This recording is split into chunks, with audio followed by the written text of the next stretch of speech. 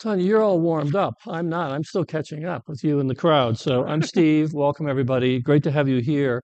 And this is really exciting because while we all know about Walmart, right, not everyone knows about the Walton Family Foundation and all the important work that it does and how important diversity, equity, and inclusion is to that work. So could you tell us about the foundation and that important part of it?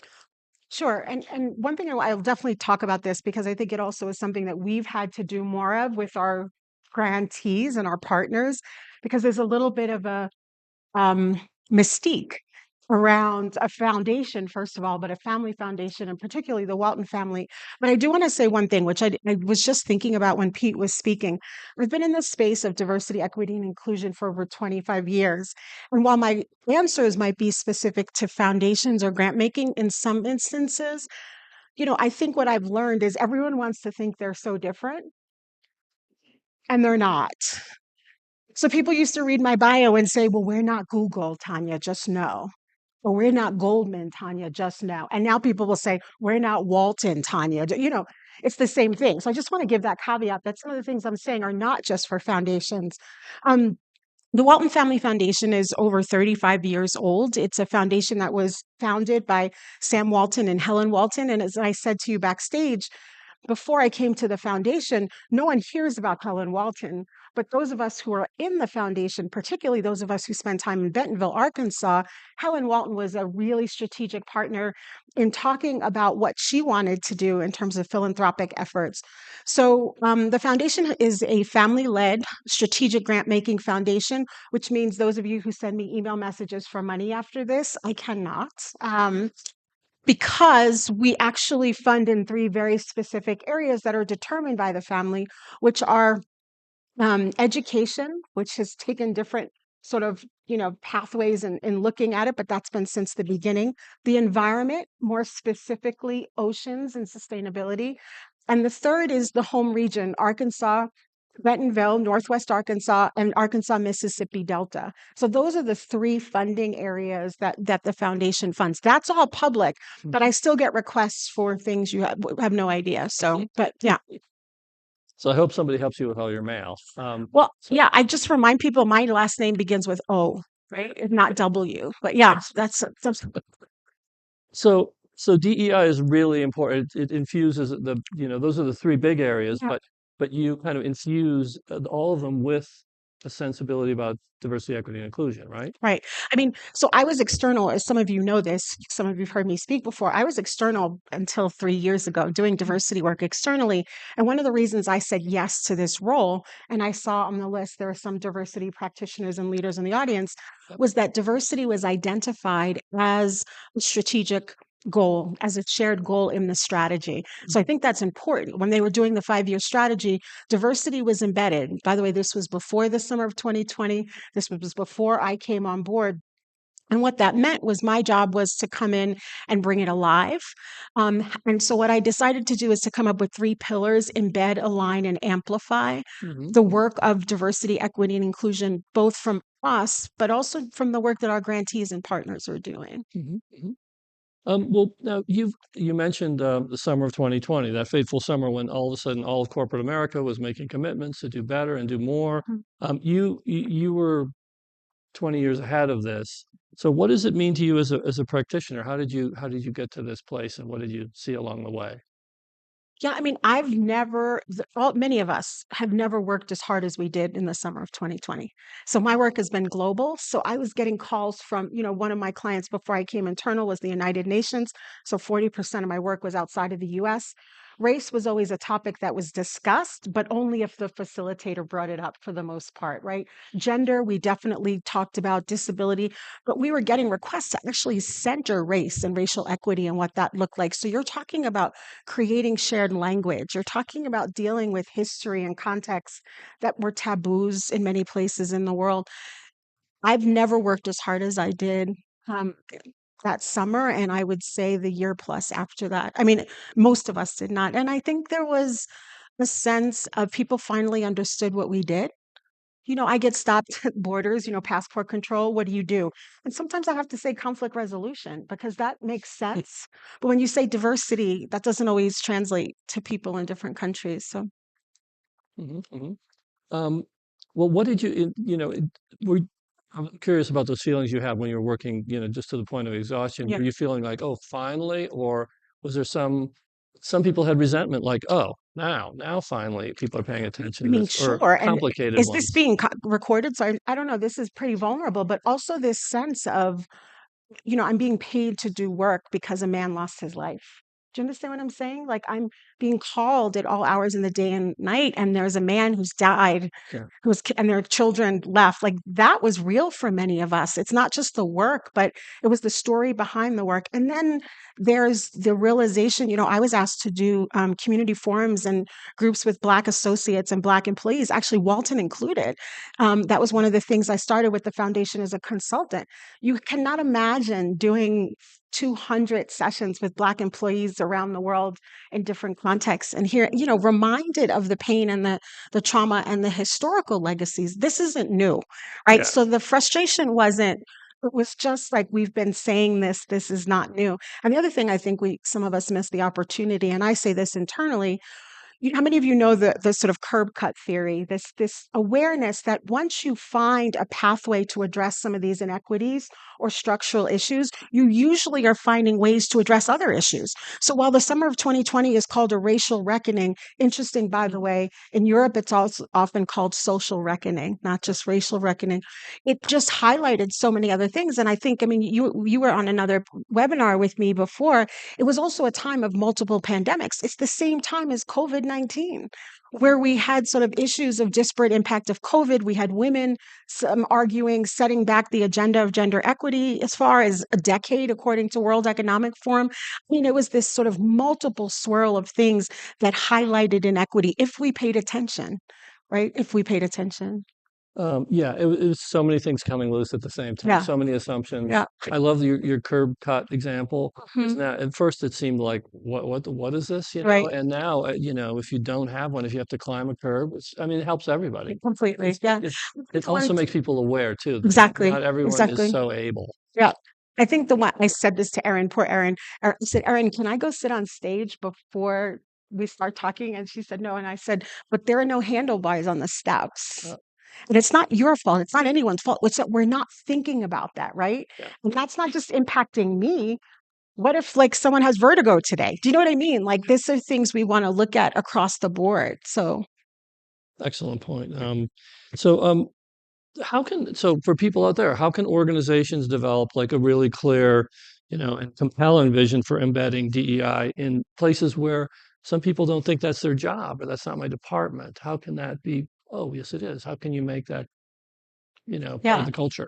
I mean, I think just listening to Pete earlier, it has to involve data. I mean, this is the one thing I Yeah. think also we are really clear on, and it's actually come up in conversations now about countering the narrative, the anti ESG, anti DEI narrative, is that this isn't just a passionate, I believe diversity is important, right? What's the data saying? And Mhm. all of the positions I saw listed here have some connection to data, right? Satisfaction data, attrition data, all of those things. So I think data, it has to be aligned to the work. So one of the interesting things we did at the foundation um, is I had an interview with our board chair around diversity, and that was very unusual. And our comms department actually got permission to have that go out onto social media.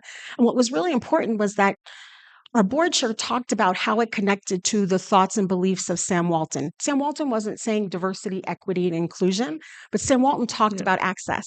And Oh, so, how do we connect it to the mission of the organization?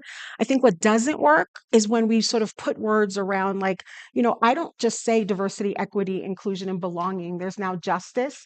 You really need metrics around each one of those different things. Don't just put equity there if you all really haven't talked about what equity means in terms of the business, or for us, grant making impact all of it. Yeah. So I think so data is one, mission driven. I think what became clear from the summer of 2020, and you and I were talking about this now, when I think about the number of texts I've gotten in the last 2 weeks about the war in Israel and Gaza, is leadership buy-in. And I am personally hoping for more courageous leadership in the future. It's really hard to speak up right now. And it's really hard to worry about, what if I say the wrong thing? Will I make a mistake? The absence of saying anything is so profound to people right now that Yeah. I think make a mistake, let's build trust so that you can come back to me and challenge me on it. So I think that leadership buy-in, I know we've said it forever, you know this from your days. And I mean, but I don't know that we've really completely sort of hammered that down enough. And then how do we help leaders develop that? Is really clear. What we've done is we've made sure that I didn't come in and say every single program has to have the same strategy. I actually worked with each of the program areas. What does it look like if we think about equity in the environment sort of program? And that each of our programs have their own strategy, kind of like some of your business departments.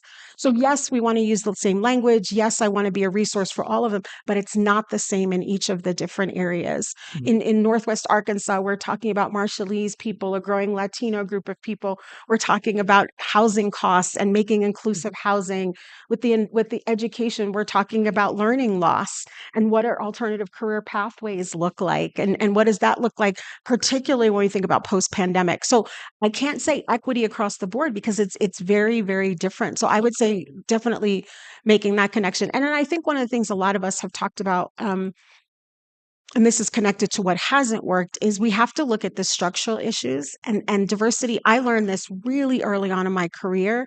Diversity has to be seen as a change process, not a program. It's not an initiative, right? So the same thing you would do for a change process in an organization, that's the way diversity needs to be handled. The same drivers around change. You mentioned education, which, well, that's part of your focus, one of your Yeah. big three pillars. Right now, it's probably pretty critical because so many kids, especially, disadvantaged ones, fell so far behind during the pandemic. It's kind of there's a crisis out there, right? Sure. I I mean, a mean, crisis in learning loss is the language in the education research. Also, just looking at mental health, we've also done some research on that. hmm, Recently, we released a report and research with Gallup on Gen Z and what are they saying is important to them, oh, which I find fascinating, right? I mean, I think I had a little bit of arrogance. I said this on one of your webinars. We've been talking about generational diversity for a long time, those of us who do this yeah. work.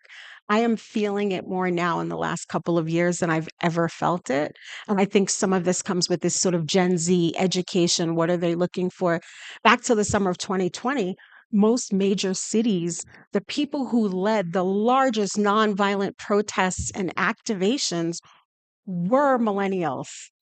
Right. Yeah. Not that my knees would not allow me to be out there for that many hours, Hmm. but it were millennials Yeah.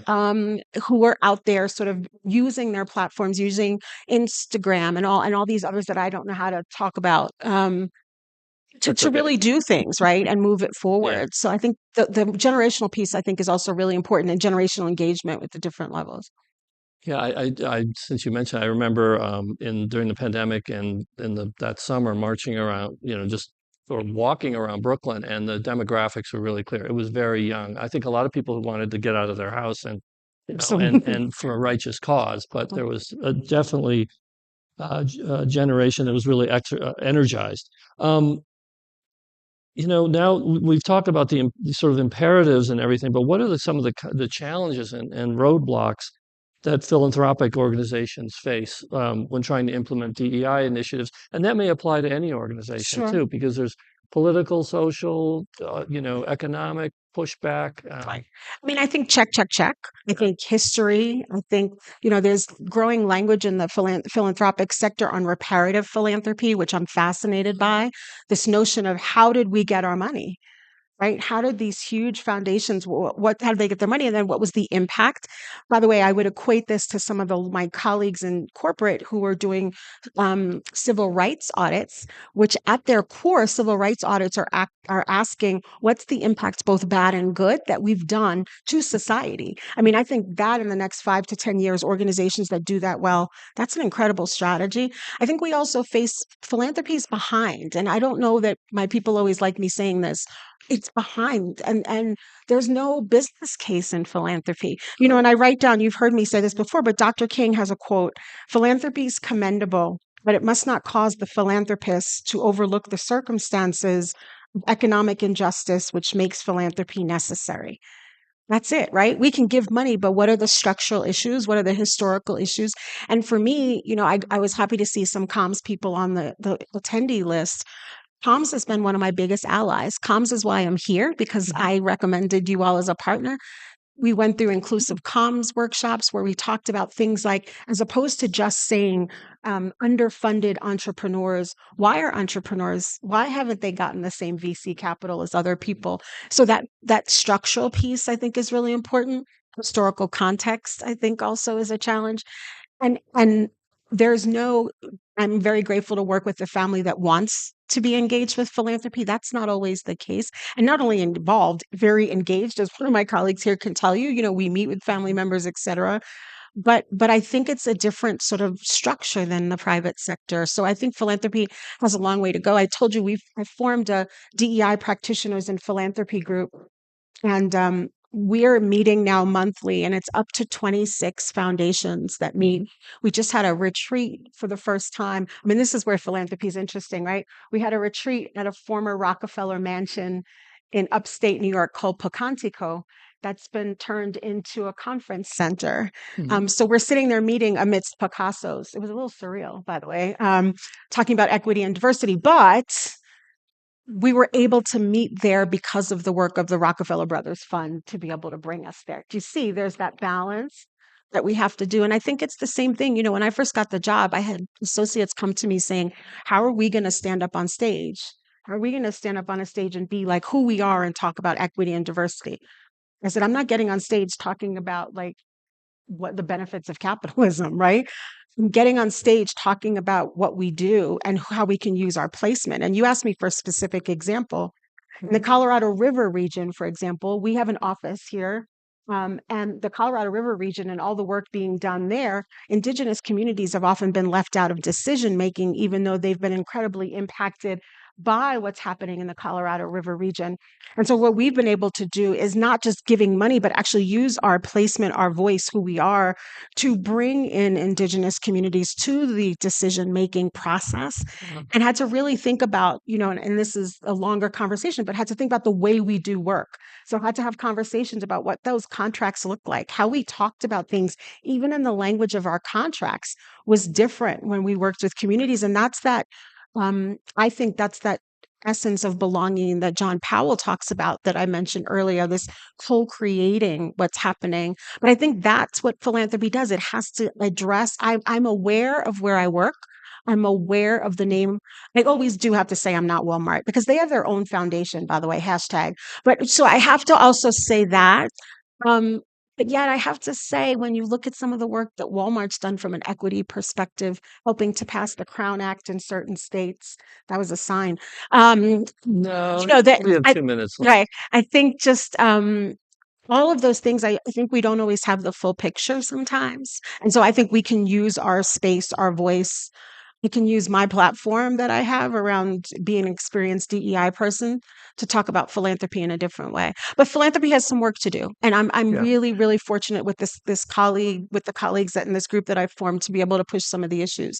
You asked about some of the issues in the future, and I think I just want to quickly say, like many of you, we're talking about the issue of sustainability. We're talking about the issue of the social political context. We're talking about AI and the impact of AI on philanthropy, on issues of equity and imbalance. We're talking about the climate and how we connect climate, since it's one of the big issues. I mean, so I think we're talking about a lot of the same issues you all are, just in different ways. So in corporate organizations, do you find that like the philanthropy, the foundation is communicating more with the kind of some of the other stakeholders in the company, meaning the people who are, engaging employees over issues, things like that? Um, because it seems like in corporate volunteering, those sorts of Yeah. things, it seems like, when you have a company that's got thousands and thousands of employees, you want to hear their voices too. Right. No, this is your question is a whole session in itself that some of Yeah. us have been trying to work on. That ESG, CSR, philanthropy, employee engagement around Yeah. volunteerism is often incredibly siloed. Those departments Yeah. are incredibly siloed, and I think they need to talk. Like, how can we engage the affinity groups or employer resource groups to talk about some of the work we're doing in communities, to think about the CSR work, where we're volunteering. It's very siloed. There's some, what I'm seeing before 2020, there were diversity jobs that started to include philanthropy and CSR more. You now have diversity jobs that include ESG a lot more, especially at the very senior levels in orgs. But it's still an area of opportunity for sure, for sure. Okay, well, thank you. Our time is up. We covered several topics that could have their own webinars Certainly. or conferences about them, but thank you so much. And hats off to you for having such a long attention span and devotion to this field. So thank you. Thank you. Thank you. Thank you.